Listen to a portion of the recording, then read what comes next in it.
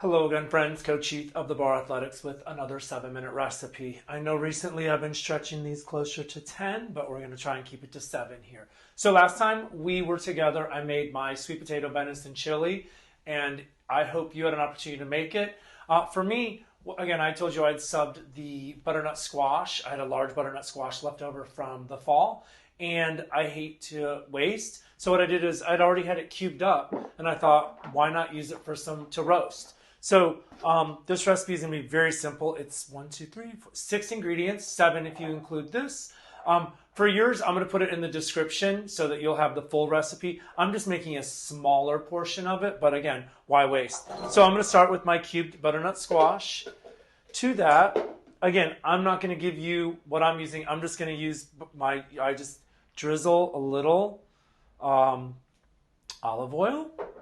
To that, I will measure this. I'm going to use maple syrup pure.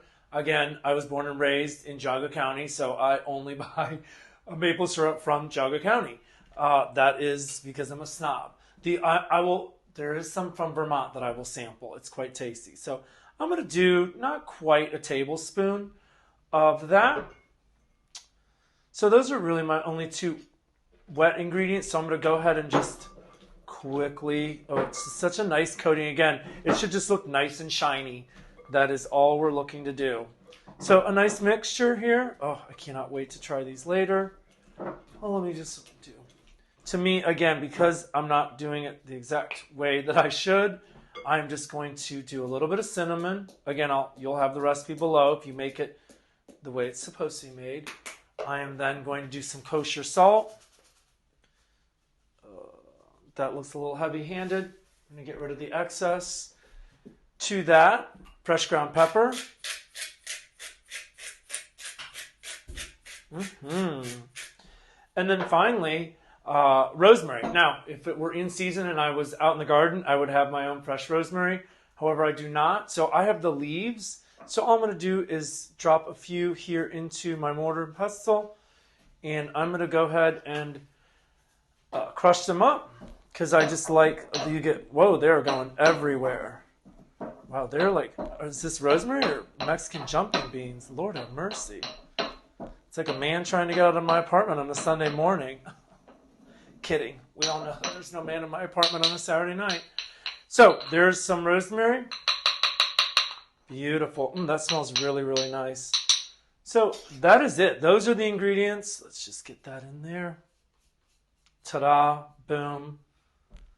Done. Now I will say that I preheated my oven to 400 degrees about 10 minutes ago.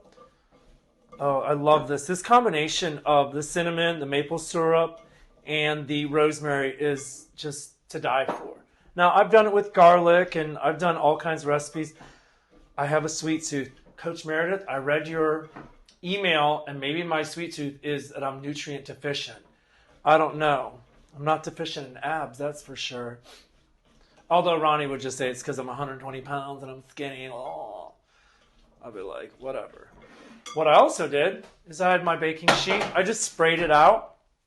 And then I'm going to... So if you were to make this full recipe, you may need to have 2 because you don't want it jammed up on there. That it doesn't bake well. So I'm going to get all the extra goodness out onto here. Lovely. And then again, mine isn't a very big serving. That's all. It's nice and even. I'm going to put it in the oven. I would say for 40 minutes, but after 20, I'm going to bring it out and I'm just going to rearrange it. Use possibly a spatula, right? Just to turn it so that it roasts evenly. And 40 minutes later, boom, you have a lovely, healthy side dish. I use this once I cool it and store it. I've used it on salads. I use it for breakfast with my eggs. Again, you can use it however you'd like. But there we go. I know I made it in 7 minutes, and I hope you enjoy the recipe and have a great night.